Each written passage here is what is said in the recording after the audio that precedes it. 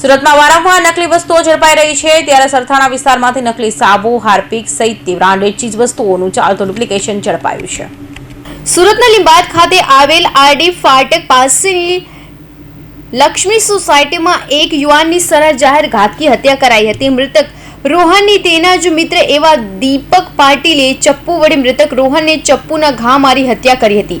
બનાવને લઈ લીંબાયત પોલીસે દોડી જઈ તપાસ શરૂ કરી હતી અને ગણતરીના કલાકોમાં જ હત્યારા મિત્ર દીપક પાટીલને ઝડપી પાડ્યો હતો અને પૂછપરછ કરતા રૂપિયાની લેતી દેતી મામલે હત્યા કરાઈ હોવાનું સામે આવ્યું હતું. હાલ તો લીંબાયત પોલીસે આ મામલે વધુ તપાસ હાથ ધરી છે.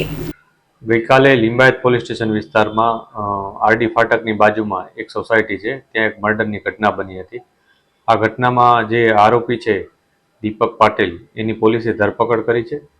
આરોપીની પોતે જે ભોગ બનનાર છે એની સાથે એની મિત્રતા પણ હતી, એને એકબીજાને સારી રીતના પરિચયમાં હતા અને ભોગ બનનાર છે એ પોતાના મામાને ત્યાં આવ્યો હતો. ભોગ બનનાર પોતે ડિંડોલીના રહેવાસી છે અને પોતાના મામાને ત્યાં ગઈકાલે આવ્યો હતો સવારના પોરમાં. એ સમયે આરોપી અને ભોગ બનનાર બે ભેગા થયા હતા. બંને વચ્ચે વાતચીત થઈ હતી અને આ વાતચીત બાદ જે આરોપી છે એને ચપ્પુથી આનું હત્યા નિપજાવી હતી.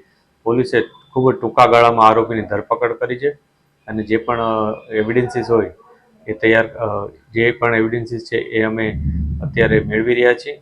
આ ઉપરાંત જે પણ અમને વિગતો મળે છે એના ઉપર અમે કામગીરી કરી રહ્યા છીએ. જે પણ વિટનેસ છે એના નિવેદનો પણ લઈ રહ્યા છીએ.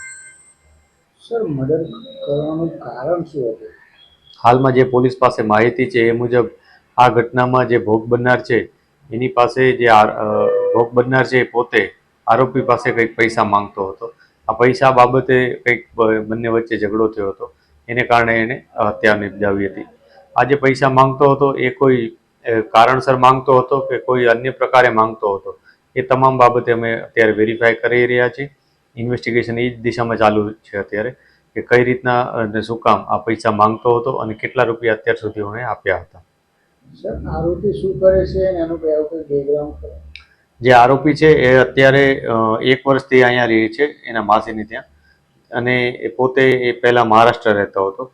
એના અત્યારે જે માહિતી છે એ મુજબ જે આરોપી એક્સટર્નલ અભ્યાસ પણ કરે છે અને અહીંયા જે માર્કેટ વિસ્તાર છે એમાં અત્યારે રેગ્યુલર કામમાં જાય છે અને સમયાંતરે પરીક્ષા આપતો રહે છે. એ પ્રકારની માહિતી પોલીસને મળી છે.